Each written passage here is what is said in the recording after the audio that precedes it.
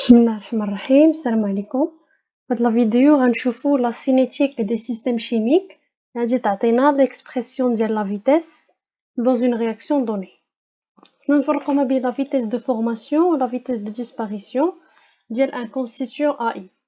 La vitesse de formation هي 1 sur V d de NI sur dt avec V c'est le volume et il y a d de la concentration, la dérivée de la concentration sur dt. La vitesse de disparition c'est moins la vitesse de la formation, il y a moins 1 sur V de NI sur dt, il y a moins la dérivée de la concentration. Pour une équation, les réactifs alpha I, AI qui a des produits alpha J à J, la vitesse de la réaction globale, il y a 1 sur V de xi sur dt avec xi c'est l'avancement. Les produits, c'est 1 sur alpha I, les coefficients stoichiométriques, fois les dérivés des concentrations, où il y a moins 1 sur alpha I, d de AI sur dt pour les réactifs. La vitesse, elle est toujours positive. Et pour les réactifs, le AI, il descend, la concentration de AI descend, donc avec le moins, c'est positif. Ou pour les produits, la concentration radio Z, donc le terme, il est positif. Pour un exemple, de la réaction, la vitesse est sous forme de 4 formes.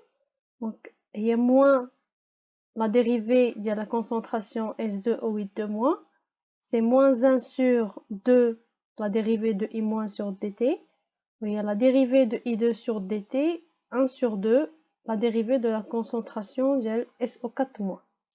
Pour une réaction alpha A plus bêta B qui nous donne gamma C plus delta D, on dit qu'elle admet un ordre si l'expérience, avec une notion expérimentale, va montrer que la vitesse s'écrit sous la forme une constante K fois la concentration de A à la puissance P fois la concentration de B à la puissance Q. Les réactifs qui sont présents font de l'expression de la vitesse.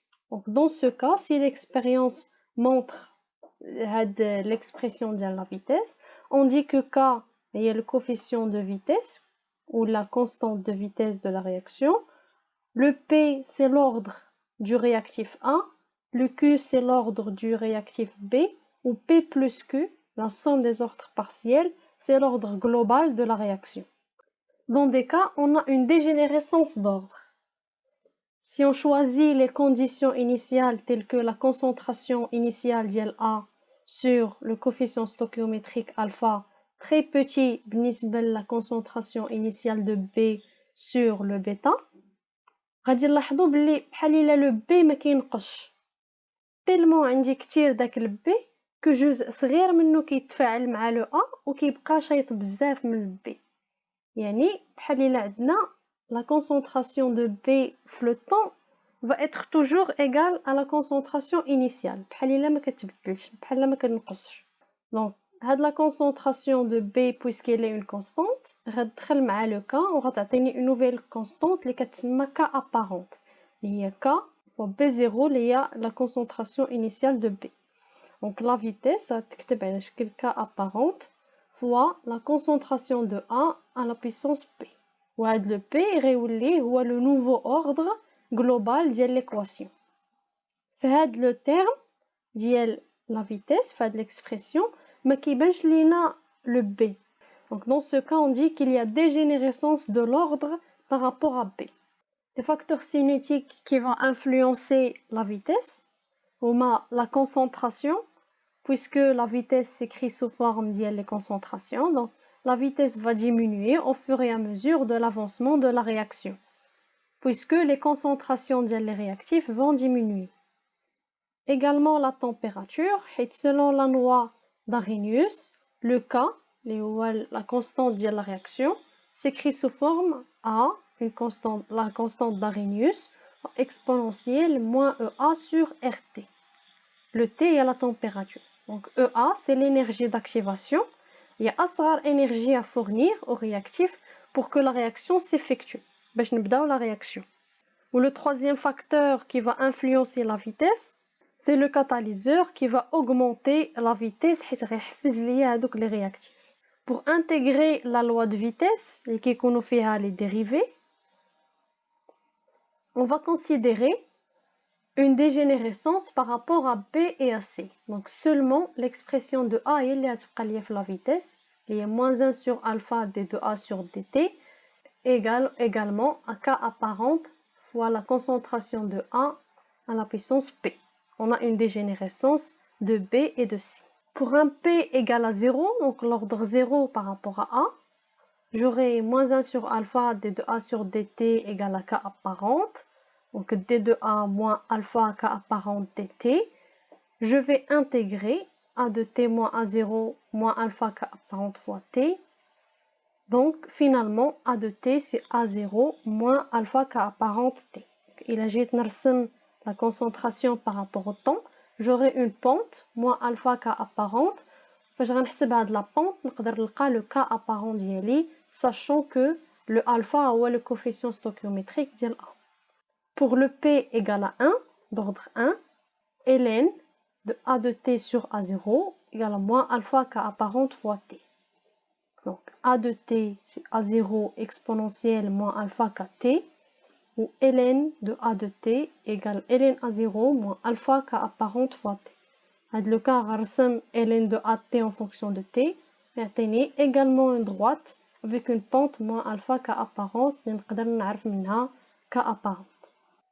En général, pour un ordre P, la vitesse, c'est moins 1 sur alpha d de A sur dt K apparente fois la concentration de A à la puissance P. La dérivée de U fois U à la puissance moins P, je vais intégrer.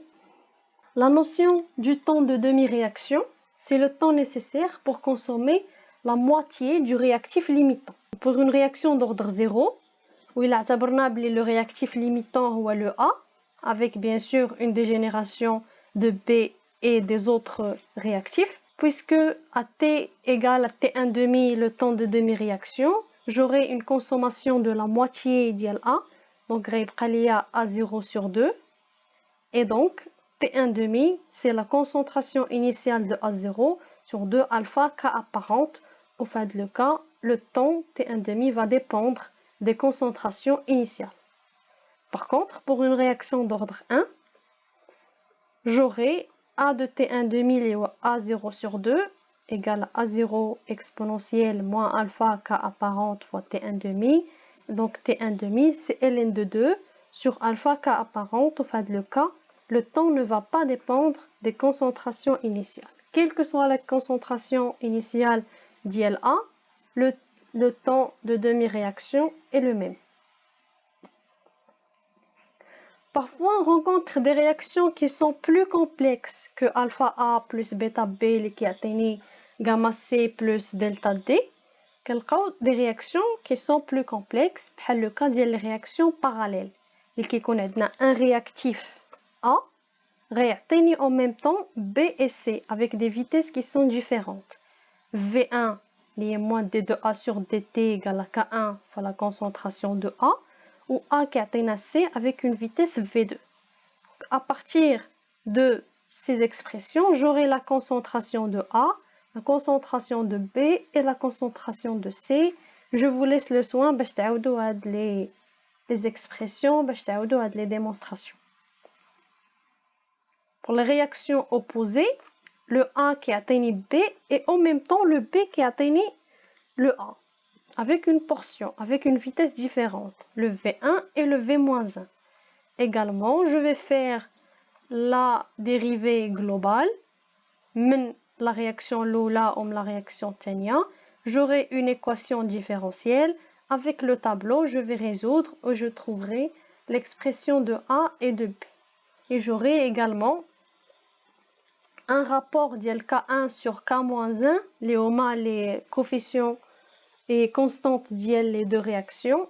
Pour les réactions consécutives, j'ai un intermédiaire réactionnel mais les deux réactions.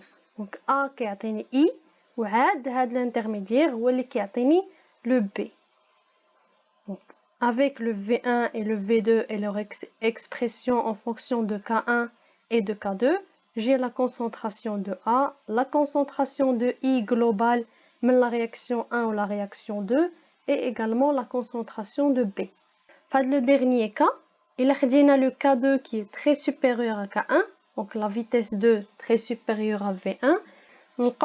La concentration diallo elle est un peu stable.